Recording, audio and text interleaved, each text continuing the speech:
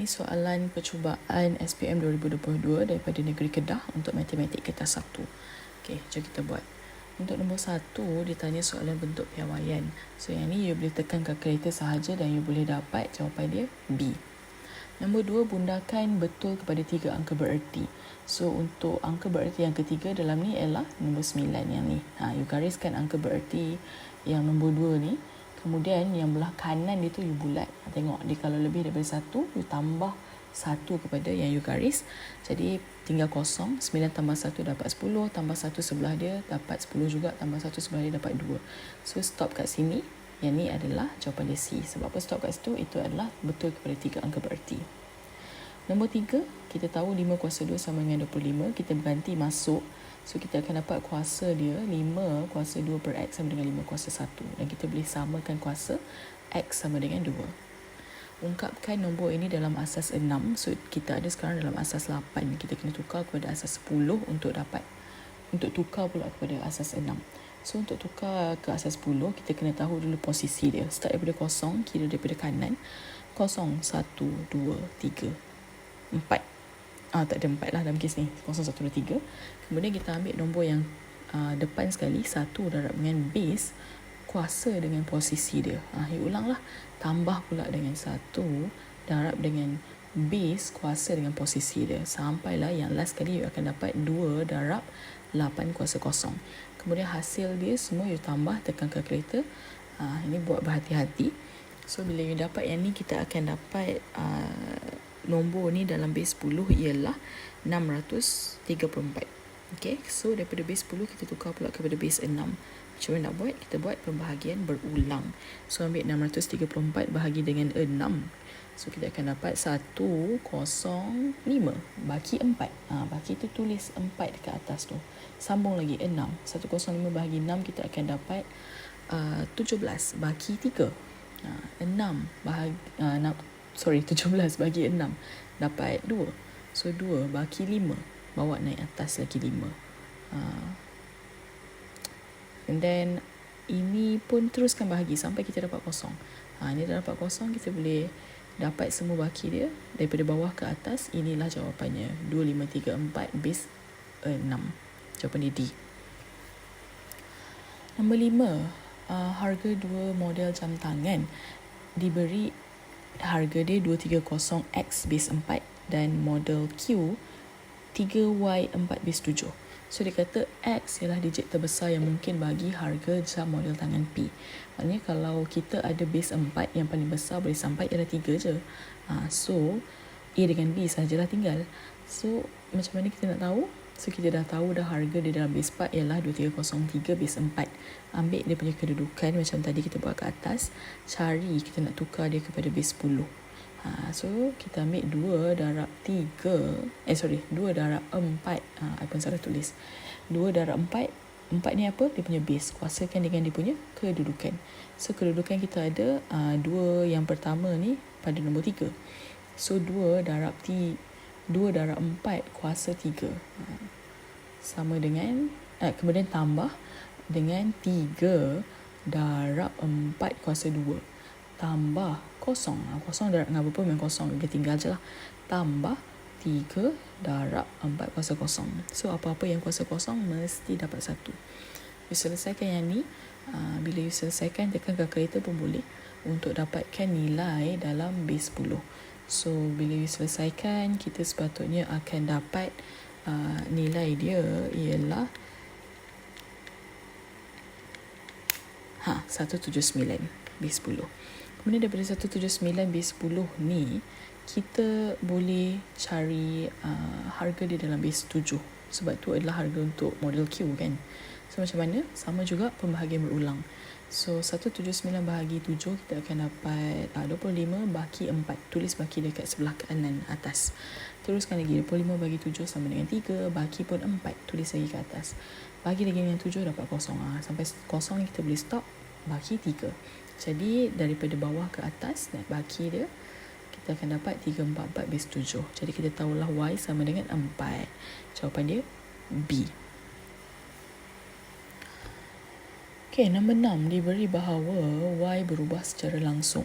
So Y sama dengan K X. So kita dapat macam tu. Lepas tu dia bagi nilai dia Y sama dengan 3.6, X sama dengan 2.25. Ganti masuk X, ganti masuk Y, cari nilai K. So K sama dengan 3.6 bahagi 2.25. So dalam kes ni you akan dapat K sama dengan 1.6. Kemudian kita masukkan balik dalam persamaan. Y sama dengan 1.6 X. Itulah jawapannya. Untuk 7, ini adalah hubungan antara set. So kita ada 1 ke 1 dan juga 1 ke banyak. So kita ambil yang 1 ke banyak tu lah. Jawapan dia B. Nombor 8. Kavinesh nak potong sekeping kad jadi beberapa segi empat. Okey, dia beri bilangan segi empat tempat Z berubah secara songsang. So Z sama dengan K. So bila songsang dia akan jadi ke bawah lah pecahan. K bahagi PL. So dia bagilah Z sama dengan 2, P sama dengan 9, L sama dengan 6. You masukkan yang tu, kita cari nilai K dulu. So bila cari nilai K, kita akan dapat K sama dengan 108. Okay. So bila dapat 108, dia tanya pula cari bilangan segi empat tepat. So bilangan segi empat tepat tadi kita dah dapat lah. Kat atas tu dia kata Z. Panjang adalah P, L adalah lebar. So berapa Z?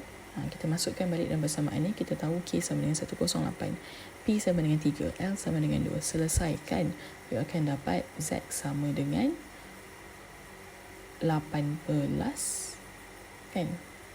So A jawapan dia. Alright, next.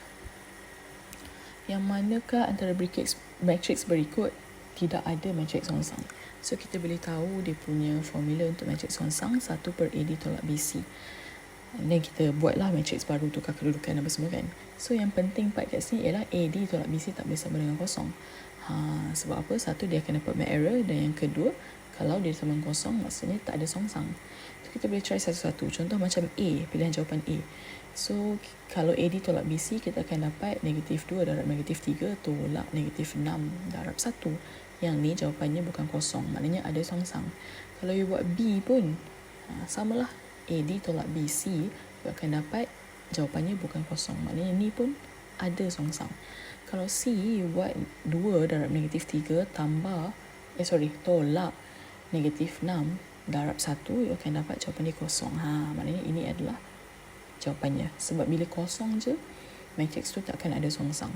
So you boleh buat yang sama juga untuk D kalau you nak. Okay, nombor 10 diberi bahawa tersebut. Okay, matrix yang sebelah kiri sama dengan hasil pendaraban matrix sebelah kanan. Berapa nilai M dan N? So you darab dulu lah. M darab 4 dapat 4M. M darab 2N dapat 2MN sama dengan yang sebelah kanan ni kita kena darab. Macam mana you boleh buat? I selalu buat kalau I tak nak confuse. I buat kotak ikut matrix pertama. Yang ni dia ada satu baris dan 2 lajur. So masukkanlah 8, 4.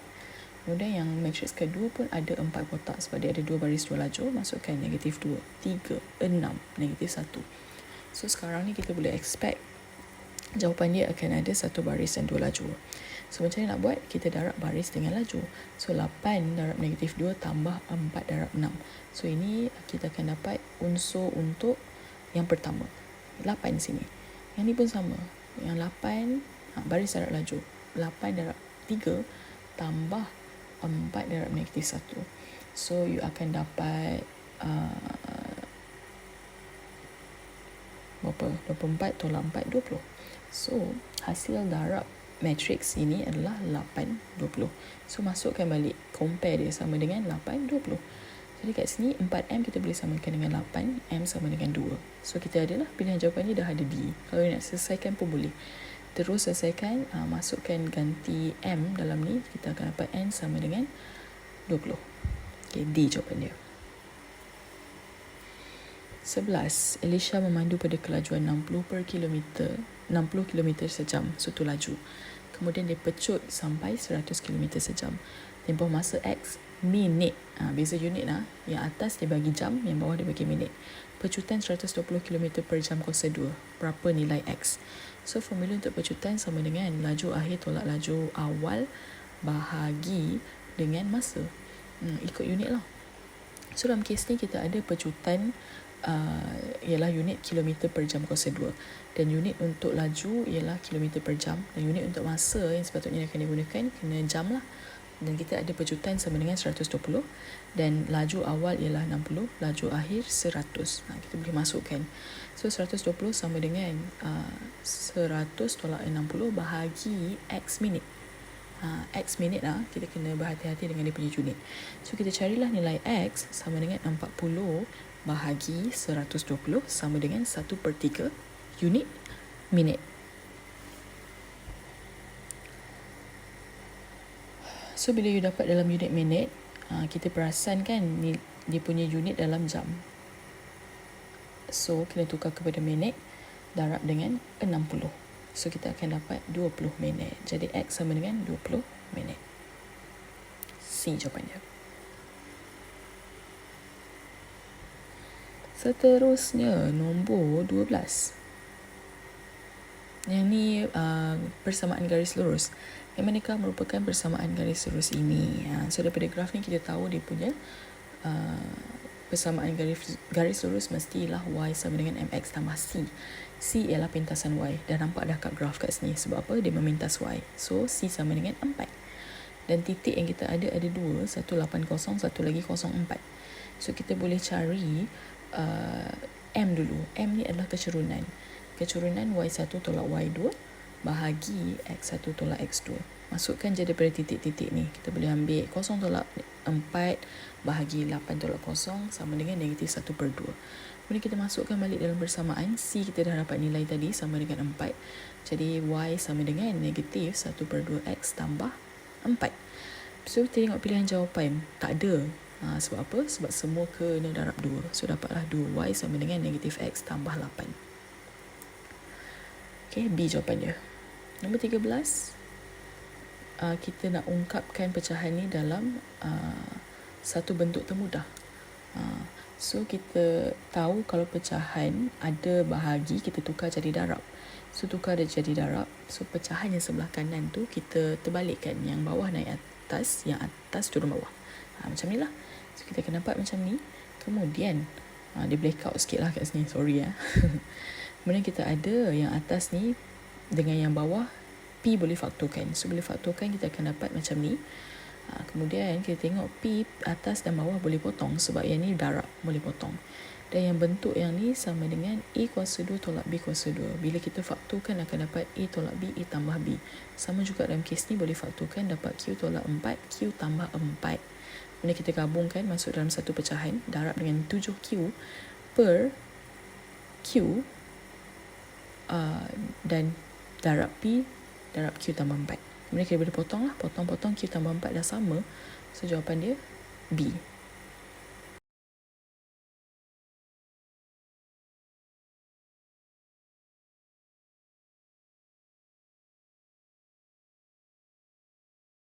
Dalam 14, ungkapkan R. You ada kuasa set pindah ke kiri jadi kuasa 2, P kuasa 2. Ni tukarlah. P kuasa 2 turun bawah, R naik atas. So inilah jawapannya. Okay, nombor 15. Kita boleh buat X sama dengan Y darab dengan 49 sama dengan 49Y. Ganti masuk X dalam 7Y per X. Kita akan dapat potong Y, 1/7. 16. Safura beli X keping kat hari raya harga RM1.20. Dia bayar RM20. Dia dapat baki tak lebih daripada RM5. So inilah persamaannya. A. 17. Ini ialah soalan locus. Dia bagi M ialah pusat bagi dua sukuan bulatan M dan N. Dan N pun pusat bagi dua sukuan bulatan. Yang manakah persilangan? So kalau daripada titik M dia bergerak 8 cm. So you tariklah daripada titik M 8 cm. You akan dapat garis yang I ikut tu lah. Dan yang warna hijau ni ialah daripada titik N lebih dari 4 cm. So kat situ. Jadi persilangannya B. Okay. Nombor 18. 18 QST ialah tangent. QRS garis lurus. Cari nilai X tambah Y. So apa you boleh ingat? Satu ialah ciri segitiga dan tangent dalam bulatan. So bila ada macam ni, sudut luar akan sama dengan sudut dalam. Macam ni. Okay, so yang ni pun kita adalah sudut luar sama dengan sudut dalam. X sama dengan 31 darjah. Sampai situ kita boleh cari sudut segitiga kat dalam ni, tangent kan. So ambil 90 tolak dengan 31, dapatlah jawab sudut dalam 59. So sini 59, sini pun 59. Kemudian kita boleh terus cari yang ni, garis lurus 180 tolak 59. So kita akan dapat sudut di sini ialah 121 darjah. Kemudian kita nak cari Y kan, kita tahu Y berdepan mesti sama. So you boleh juga cari sudut kat K. You ingat ni anak panah ni, kalau kat atas ni sudut dia A, bawah dia sudut mesti 2A, maknanya darab 2. So yang kat atas kita ada 31 darjah. Dekat K kita darab 2 lah daripada sudut P, 62 darjah. So kita nampak KS ialah sebuah segitiga. Kita boleh cari sudut S, 180 tolak 90 tolak 62. So kita akan dapat Y sama dengan 28 darjah. Kemudian kita boleh tambah 2, kita akan dapat 59 darjah. Okay, 19. Sebuah pentagon sekata. Pentagon sekata maknanya sudut dengan dia punya sisi sama panjang dan sudut sama saiz. Okay, so N sama dengan 5. Pentagon ada 5 sudut. So sudut dalam poligon ialah N tolak 2 darab 180 bahagi dengan N untuk cari step satu sudut. Jadi kita akan dapat N sama dengan 108 darjah. Dekat mana? Dekat sini, sini. Sini pun. Okey, sini semua 108 darjah. Yang ni SRQ ialah segitiga. Jadi kita boleh cari separuh daripada sudut S, separuh daripada sudut Q. Macam mana? Kita ambil 180 tolak 108 bahagi 2. Kita akan dapat sudut yang separuh kat situ 36. So sini 36, sana pun 36. Okey. So sampai situ kita nak cari nilai X. Kita boleh cari separuh lagi yang S. Jumlahnya 108 tolak 36. Kita akan dapat 72. So SUQ ialah segitiga. Sudut dalam segitiga 180. Kita boleh cari X sama dengan 180 tolak 72 tolak 40. Jadi X kita akan dapat sama dengan 68. Okay. Nombor 20 menunjukkan sebuah oktagon sekata. Oktagon ada 8 sisi, maknanya N sama dengan 8 dan panjang dan sudut setiap sudut dalam oktagon mesti sama. Okay, so sudut dalam bagi setiap oktagon ialah N tolak 2 darab 180 bahagi dengan N, sebab kita nak cari sudut bagi satu sudut oktagon. So kita akan dapat 6 darab 180 bagi 8, 135. Sini semua 135 darjah.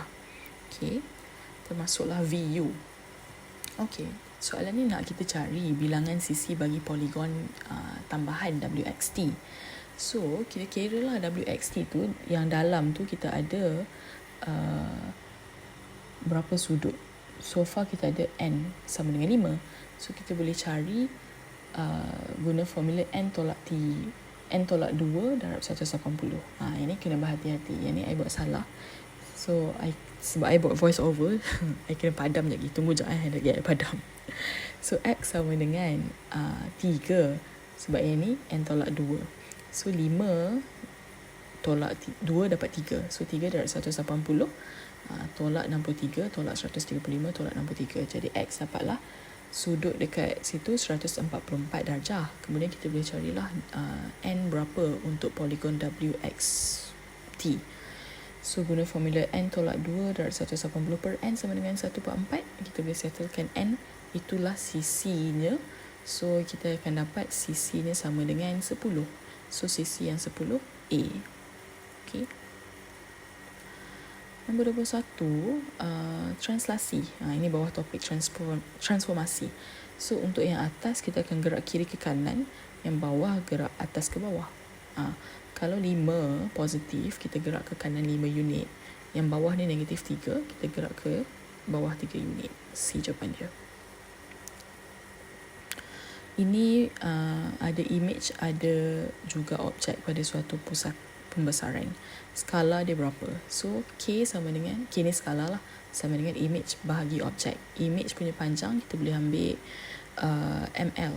Yang image tu 2 bahagi dengan ml juga 4. So sebabkan yang ni dia punya image lagi kecil daripada objek, dia akan jadi negatif. Jadi jawapan dia A. 23, ini sudut tunduk dan longgangan. So dia kata sudut tunduk bangunan P dari puncak ialah 38. Jadi bila daripada 38, kita kena pastikan dia betul-betul diapit oleh garis lurus yang selari dengan dia punya tapak. So dapatlah 38, dia bentuk Z, sudut 38. So kita ada opposite, maklumatnya tinggi menara 165.5, kita ada adjacent. So kita boleh cari X guna TOA. X sama dengan, ini darab lah, 165.5 bahagi tan 38, dapat 211.83 C. Untuk 24, ini trigonometri graf fungsi. Kalau untuk A, Y sama dengan sin X, kita akan dapat bentuk macam basic macam ni. Satu pusingan ambil masa 360 darjah dan nilai maksimum minima -1 dan juga 1. Untuk B, dia akan jadi, graf ni akan terangkat ke atas pada increment of 2 units. So, dia akan jadi macam ni lah. Bila you angkat graf yang A ni pergi atas 2 unit, dia akan jadi, kita sambung dot dia, dia jadi macam ni. So, jawapan dia bukanlah, dia tak sama dengan graf yang ditunjuk dalam soalan. Okay? So, C, kalau plus 2 dia naik atas, yang C ni dia minus 2, dia turun bawah. Graf akan turun bawah. Untuk D, inilah jawapannya. Kenapa? Sebab kita ada yang ni, dia punya frekuensi akan berubah sebab kita ada 2X. So nak cari frekuensi baru macam mana? Kita ambil 360 bahagi dengan 2 kat situ. So dapat 180. Maknanya sekali ni dia cuma ambil masa 180 darjah sahaja untuk komplit satu pusingan. Okey, dan dia punya amplitude akan jadi 2. Yang tadi yang Y sin X ni cuma 1 kan. So inilah yang tengok jawapannya sama dengan graf yang dia bagi. D.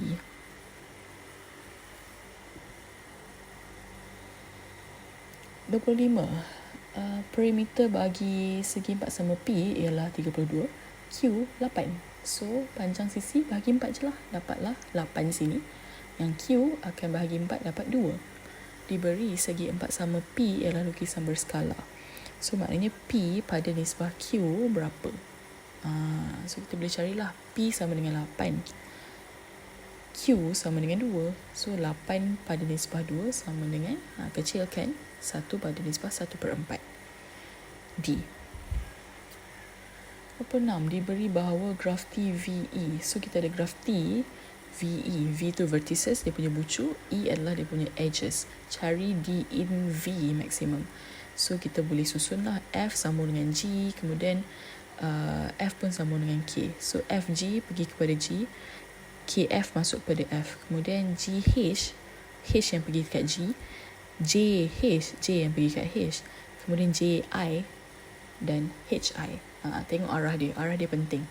Lepas tu dia nak D in maximum. So kita tengoklah dekat titik F ada yang masuk tak? Tak ada. Dekat G ada tak? Ada 2.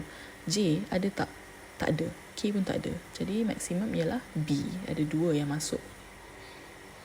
27, suatu pokok mempunyai bucu PQRS, yang manakah mungkin set tepinya. So kalau pokok tak boleh ada gelung, so C dengan D dah salah lah, sebab dia ada PQ berulang, tu gelung, dengan RR gelung, tak boleh.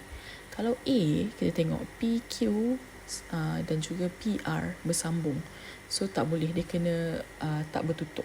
Kalau macam D ni, you tengok dia tak ada tutup dia punya graf, itulah jawapannya. 28, set semester, set L, M, N. Senaraikan semua unsur selain daripada set N. So tak ada 3, tak ada 6 lah. Jadi kita ada 1, 2, 4, 5, 7, 8, 9. Itulah jawapannya, D. Okay, 29 diberi bahawa set M sama dengan, inilah set M, N, P. Cari pelengkap bagi persilangan antara set M, N, P. Maknanya pelengkap ni senang cerita tak ada lah, bukan. So you boleh juga buat macam ni, kita plot satu-satu lah, tengok yang mana yang sama semuanya. 3-3 ada E, so you letak persimpangan antara ketiga-tiga set E. Untuk F hanya M dan P sahaja yang ada, so letak kat situ. And then I semua ada, so letaklah dekat 3-3 persimpangan. J pun semua ada, tiga-tiga set ada J, dan K cuma set M dan N sahaja yang ada. So kat situ kita letak, kemudian kita ada L dan juga dalam set N dan P. So L, set N dan P akan ada di pertempungan persilangan di sini.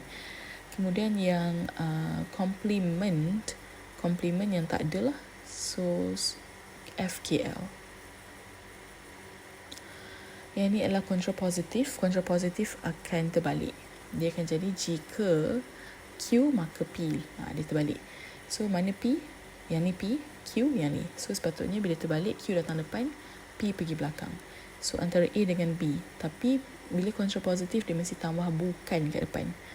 Jika bukan P, jika bukan Q maka bukan P, macam tu. So jawapan dia P. 3/1, 100 borang dihantar daripada seluruh Kedah ke barangkalian memilih borang penyertaan ialah 1/5.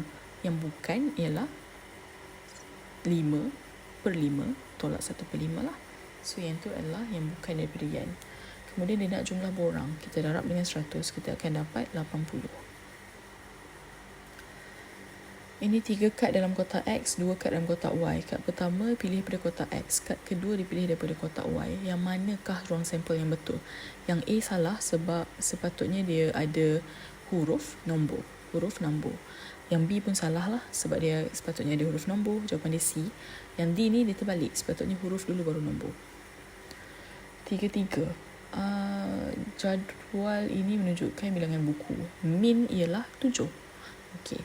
Kemudian dia nak kita cari nilai X. So formula untuk min ialah hasil tambah X bahagi N. So hasil tambah X yang ni, X tambah 3 tambah 12 tambah 2X tambah 7 bahagi dengan N. N semua berapa?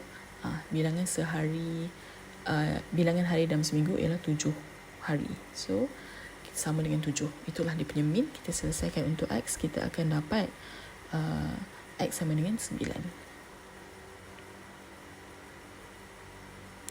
Nombor 34, nilai min bagi 4 nombor ialah 90. Maknanya 4 nombor ini sama dengan N, 90 sama dengan dia punya min. So kita tahu formula min sama dengan hasil tambah X bahagi dengan N. Tadi kita dah buat soalan atas kan. So kita boleh carilah. Jadi dia kata setiap X ditolak dengan 8. Berapakah min baru? So kita guna formula ni. Kita ambil 60 tambah 72 tambah X tambah X bahagi dengan N dia 4 sama dengan 90 yang dia bagi. Seselesaikan untuk X, X you akan dapat 114. So 1X. Lepas tu dia kata dalam data baru nombor yang ada ialah 60, 72 dan juga 114 tu tolak dengan 8. So kita akan dapat 106 dan 106. You carilah min baru sama dengan semuanya 60, 72, 106 tambah semua bagi 4. So kita akan dapat min baru ialah 86. B. Kemudian 35 menunjukkan plot titik. Okay, dia tanya kita nak cari blackout pula dah lama sangat ni. Aduh. Okay, here we go. So julat maknanya apa? Yang paling besar tolak yang paling kecil. So yang paling besar kat sini ialah 8. So 8 tolak 3, itu dah julatnya. So untuk cari julat baru, kita tahu setiap cerapan didarab dengan 2. So untuk cari julat baru, kita darab julat lama dengan perubahan lah. So kita dapat 8 tolak 3 sama dengan 5. 5 darab 2, 10. Itulah jawapannya. 36, hitung variance. So formula variance berapa? Sebelum tu kita tahulah dia punya frekuensi semua 20 dan ini X, ini F. So formula variance sama dengan inilah. Okay. So kita boleh cari X kuasa 2 juga nanti. Sebelum tu nak ingatkan you punya formula min sama dengan hasil tambah Fx bahagi dengan hasil tambah frekuensi. So kita boleh cari min dulu. Kita tambah semua F darab X. So F darab X sama dengan 3 tambah dengan 10 tambah 24 tambah 8 tambah 10 bahagi dengan 20. So min kita akan dapat hasil tambah semua ni 55 bahagi 20 sama dengan 2.75. Kemudian kita nak kena kuasa 2 kan, ikut formula. Itu kan kalkulator kuasa 2 akan dapat 7.5625. Tu dia punya min kuasa 2. Kemudian kita boleh cari yang ni, X kuasa 2. Buatlah X kuasa 2. 1 kuasa 2 sama dengan 1. 2 kuasa 2, 4. 3 kuasa 2, 9. 4 kuasa 2, 16. 5 kuasa 2, 25.